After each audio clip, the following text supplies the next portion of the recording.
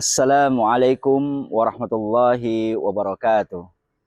Pemirsa yang dimuliakan oleh Allah Subhanahu wa taala, Imam Ahmad bin Hambal adalah seorang tabi'in yang sangat terkenal. Beliau adalah asli dari Irak. Tepatnya beliau tinggal di Basrah. Karena kepintarannya, beliau adalah al-alim allamah, seorang mujtahid mutlak di zamannya waktu itu, sehingga menjadikannya beliau adalah pemimpin dari kalangan ulama-ulama para fikih.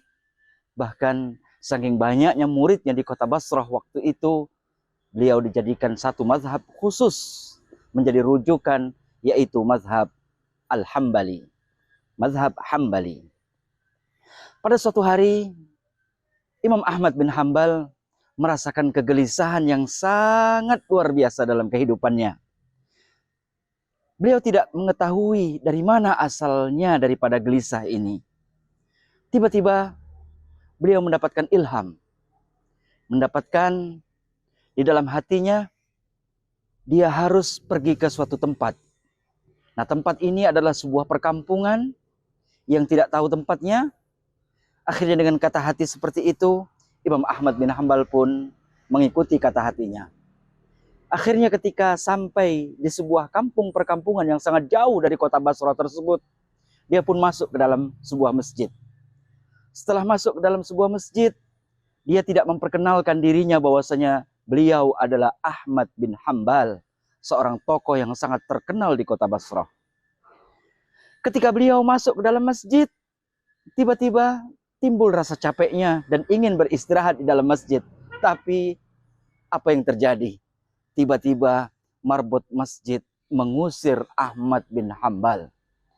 Ahmad bin Hambal diusir dari masjid itu. Kemudian Ahmad bin Hambal pun keluar dari masjid. Dan dia berniat dalam hatinya ingin beristirahat dan bermalam di teras masjid. Itu pun diusir dari masjid. Diusir lagi sampai ditarik-tarik sampai ke jalan. Akhirnya dia pun pasrah kepada Allah Subhanahu wa taala. Dia pun berjalan, menyusuri jalan lorong, tiba-tiba melihat sebuah lampu. Di sebuah rumah, akhirnya dia pun memberanikan diri mendekati rumah tersebut. Pas beliau lihat di dalamnya ada seseorang pengaduk roti atau penjual roti. Kemudian beliau minta izin ingin beristirahat di rumah sang penjual roti tersebut. Beliau berkata, "Ya Khobbas, wahai penjual roti, bolehkah aku malam ini numpang menginap di rumahmu?" Kemudian sang penjual roti tersebut berkata kepada Imam Ahmad bin Hambal, "Ya rajul, wahai orang laki-laki, silakan engkau menginap di sini." Dan Imam Ahmad pun tidak menceritakan bahwasanya dia adalah Ahmad bin Hambal.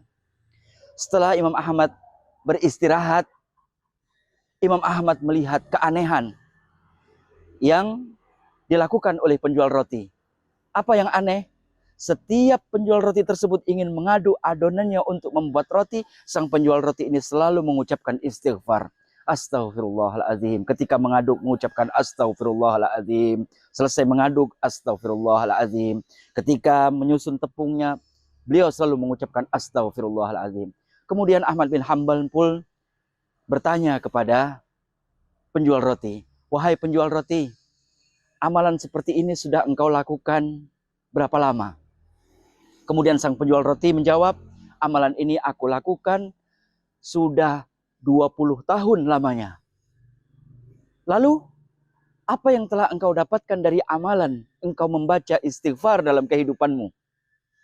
Kemudian sang penjual roti ini menjawab, "Ya rajul, wahai orang laki-laki, seorang laki-laki, sesungguhnya seluruh keinginanku di muka bumi ini, alhamdulillah, Allah kabulkan berkat istighfarku ini. Tapi ada satu keinginan yang belum dikabulkan oleh Allah Subhanahu wa taala. Apa itu? Yaitu aku ingin bertemu dengan seorang ulama yang besar. Beliau tinggal di Basrah, ulama yang sangat-sangat istimewa. Karena kesibukanku, aku tidak bisa menjumpainya. dan aku sekarang sedang menunggu jawaban Allah Subhanahu wa taala itu kepadaku. Kemudian dengan sangat-sangat terkejut, Imam Ahmad bin Hanbal berkata, "Ya Khabbas, ana Ahmad bin Hanbal." Wahai penjual roti, sesungguhnya akulah Ahmad bin Hanbal. Demi Allah, rupanya disinilah Allah Subhanahu wa taala menjawab gelisah gundah hatiku. Engkau tidak berusaha datang ke Basrah, tapi rupanya Allah karena istighfarmu inilah Allah hadirkan aku jauh-jauh dari Basrah datang ke kampung ini, kemudian aku diusir untuk menemuimu, wahai tukang roti. Kaum muslimin dimuliakan oleh Allah Subhanahu wa taala. Dari kisah tersebut bisa kita ambil hikmah ketika istighfar, ketika doa-doa yang lain, ketika zikir kita kepada Allah Subhanahu wa taala kita ucapkan dengan penuh hati khusyuk dan menerima, kemudian dengan istiqomah, pasti Allah Subhanahu wa taala akan mengabulkan segala hajat-hajat kita. Oleh karena itu berbesar hatilah kepada Allah Subhanahu wa taala, karena Allahu Akbar pasti akan mengabulkan doa-doa kita semua.